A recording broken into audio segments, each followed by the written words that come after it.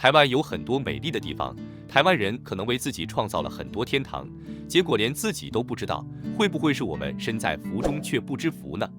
让我们一起揭晓外国朋友认为在台湾的8大天堂。1. 宠物天堂。有一位来自乌克兰的朋友，名叫娜塔莉亚，她说台湾真的是宠物的天堂。在台湾有很多专门的宠物店，包括宠物餐厅、美容院和甚至宠物学校。这些宠物店和服务的丰富程度，在乌克兰是难以想象的。在乌克兰，他们从未见过人们推着宠物推车，而在台湾却是非常常见的景象，这让他们感到非常惊讶，但同时也感受到台湾人对宠物的热爱。台湾人对待宠物非常用心，几乎把宠物当作自己的孩子来照顾。到很多地方都实行宠物友善政策，像是百货公司也欢迎宠物进入，甚至有专业的宠物沟通师，帮助人们更好地理解和照顾宠物。相比起其他国家，台湾的宠物文化更加发达，不仅有各式各样的宠物用品店，连便利商店都有专门的区域出售宠物零食。台湾甚至有宠物保险，使得养宠物变得更加安心。这些都表明，台湾对待宠物的爱护程度超乎想象。台湾人对待宠物的热情和爱心确实令人敬佩。这种宠物友善的环境和文化，让台湾成为宠物的天堂。2. 脚踏车天堂。台湾确实是脚踏车天堂，骑脚踏车在台湾非常方便，特别是在台北，路边的脚踏车通常不用锁，而 U-Bike 共享单车也随处可见，放在公共场所也不用担心被偷走。与巴西国家相比之下，有一位巴西的朋友保罗说道，巴西对脚踏车的保护措施较少，遭遇脚踏车被偷的情况比较常见。有一次，保罗在巴西骑脚踏车为妈妈买面包时，因为现烤面包通常排队等候，保罗经历了一次轮胎被偷的事件，让脚踏车成为了贼人的目标。这样的事情令他感到非常无奈。另一次是和3个朋友一起骑脚踏车，准备前往一条高速公路。大概半个小时，突然一台车子切入他们的道路，然后2个人从车上下来，手持枪械。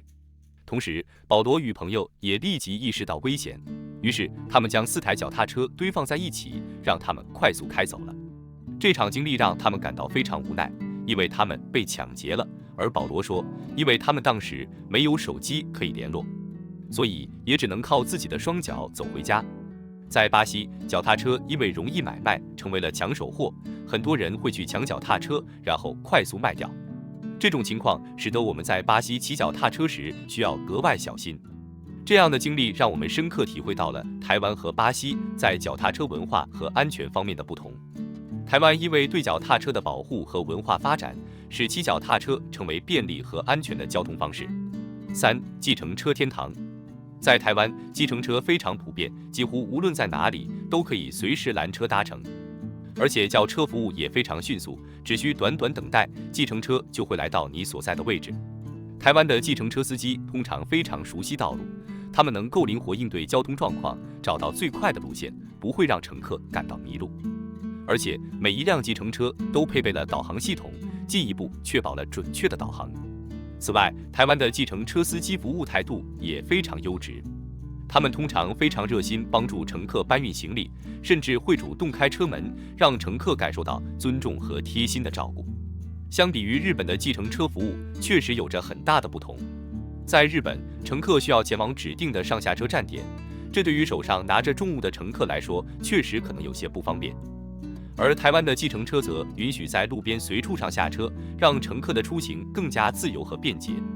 台湾的计程车服务水准确实非常出色，这些贴心的服务和方便的交通方式，让台湾成为了许多人心目中的计程车天堂。4. 夜生活天堂。有一位法国朋友卢卡斯说，从小就习惯了晚睡的他，来到台湾后真是大开眼界，台湾真的是夜生活天堂。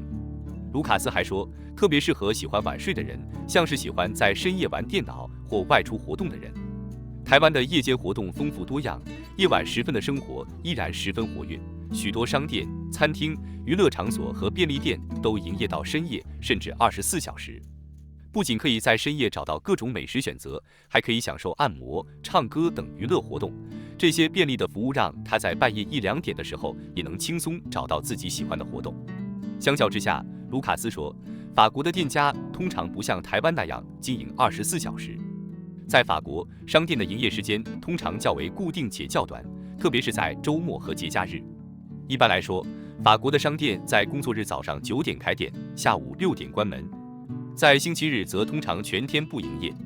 台湾的夜生活确实是特点之一，特别为喜欢夜晚活动的人提供了丰富多样的选择。5. 饮料天堂。台湾以丰富多样的饮料文化而闻名，无论是在便利商店还是手摇饮品店，都能找到各式各样的饮料选项，让人目不暇接。有个叫做马丁的巴西旅客，他说，在他还没离开巴西之前，他以为每个国家都一样，大部分只有水、汽水、啤酒，没有别的。当马丁走进便利商店的冰箱区，他震撼地发现，那里摆满了各种类型的饮料，而且每一个都很好喝。他还说，尤其是手摇杯，每一次去就有新的口味，真是充满创意。其实，台湾的饮品文化也受到了国际的关注，许多台湾饮料品牌在海外也相当受欢迎。相较于一些国家，台湾的饮料店确实是一大亮点，让游客能够品尝到丰富多样的饮品，同时也成为台湾的代表性特色之一。6. 老弱妇如天堂。台湾确实对于老年人的照顾非常贴心和周到，这体现在各个方面，比如购物中心或银行都有为老年人提供便利的设施和服务。有一位法国旅客名叫路易斯，路易斯提到，在购物中心，台湾的一些大型超市会为老年人提供了特殊设计的购物车，就是附有放大镜，让他们更容易查看价格和资讯。这样的贴心设计让老年人在购物时更加轻松和方便。他表示，在法国不会有这样如此贴心的举动。同样的，在银行里面也有老花眼镜，能帮助老年人办理业务，确保了老年人在处理金融事务时不会遇到困难，让他们感受到了便利和尊重。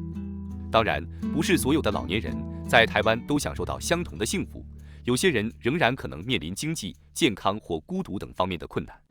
然而，整体来说，台湾的老年人环境和福祉相对较好，这也反映了台湾社会对于年长者的关怀和努力。7. 药物天堂。